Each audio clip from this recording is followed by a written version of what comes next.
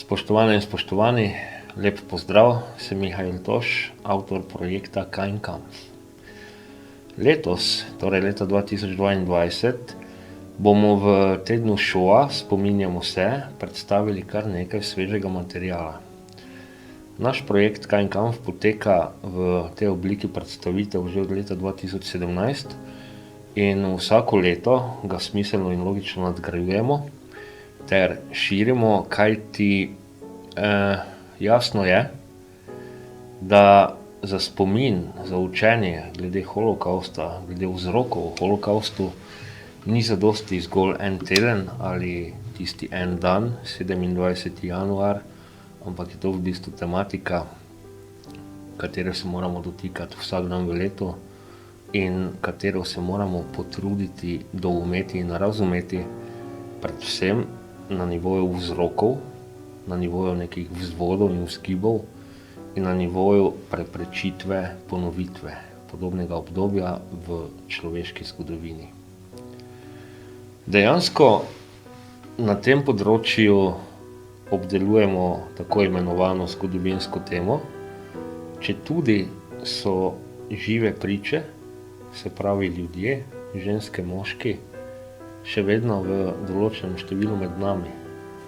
Res, da se sedaj nahajamo v tistem zaključnem obdobju, ko še imamo to danost, da se lahko dejansko srečujemo z živimi pričami, ampak to dejstvo nam pove predvsem eno.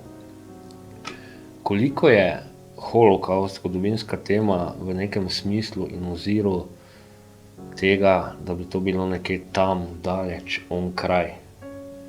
Če se lahko pogovarjamo z živimi ljudmi, ki so taborišča doživeli, se moramo pri sebi in ne samo pri sebi, se moramo odkrito vprašati, ali je to zgodovinska tema na nivoju tistega pojmovanja, ko se je nekaj dogajalo stoletja, tisočletja nazaj in so ostale samo ruševine, ali je to zgodovinska tema 8 desetletij nazaj s posledicami tukaj in zdaj. Za lažje razumevanje tega področja sem v projektu Kein Kampf pripravil virtualne vodnike po nekdanjih koncentracijskih in delovnih taboriščih. Začel sem z taboriščem Dachau, ki nekako velja za tisto prvo, bilo je vzpostavljeno leta 1933 in v vodnik doslej vključil večino taborišč, vključno z Buchenwaldom, Auschwitzem in Mauthausenom.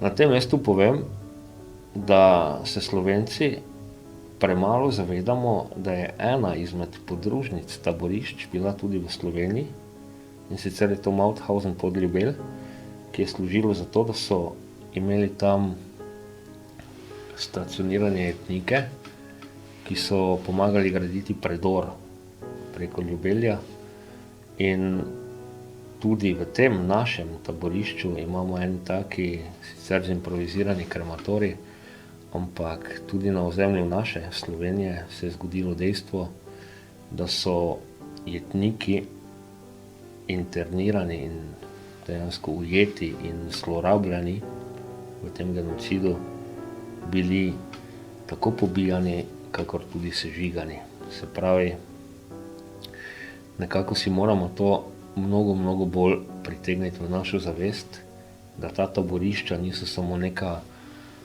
oddaljena tam nekje v Nemčiji, daleč Bogu za hrbtom, da ta taborišča niso neka kulisa, neka scena iz filma, kot denimo Schindlerjeva lista, in predvsem ta taborišča niso nekaj nepomembnega oziroma muzeji v smislu, da se tam nahaja pač nekaj v obliki artefaktov in razstavljenih eksponatov, ampak so ta taborišča realni dokaz, česa je človek pod nekaterimi čudnimi, jasno za čudnimi in povsem nehumanimi pogoji sposoben.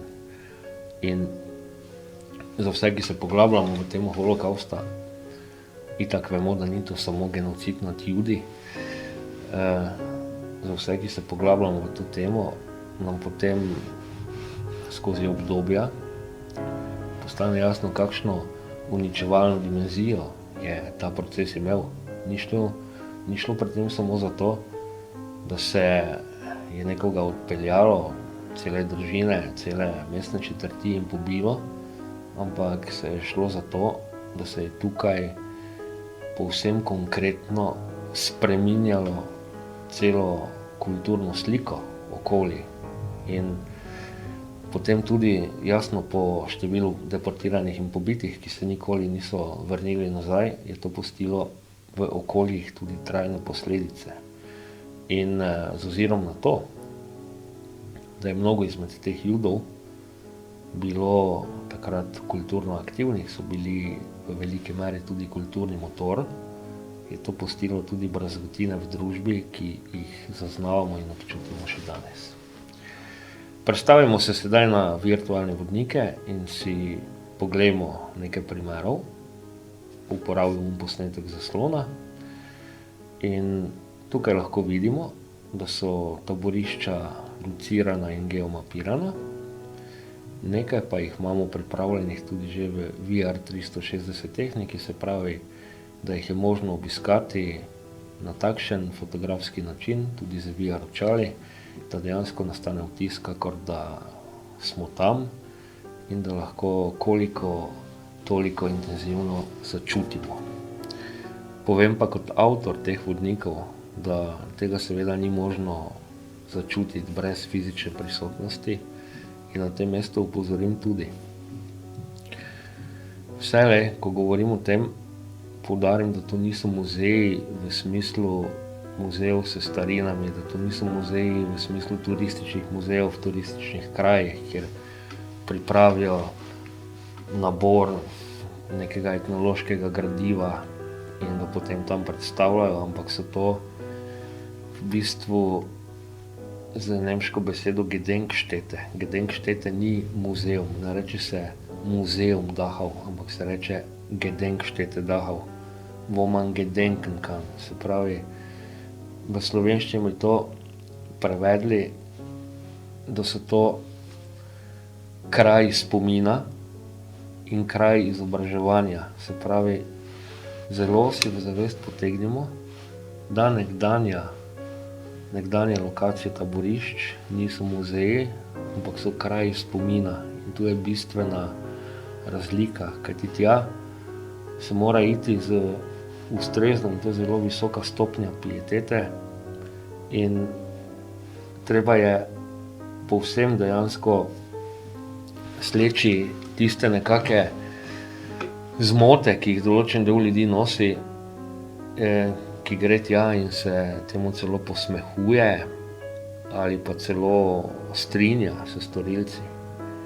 To ni kraj, kjer bi lahko rekli, pač zgodilo se je, saj pogledajmo konkreten primer, ki se dogaja, se pa Židje vodijo svetovno gospodarstvo in vsem kradejo in dobili so, kar so si zaslužili.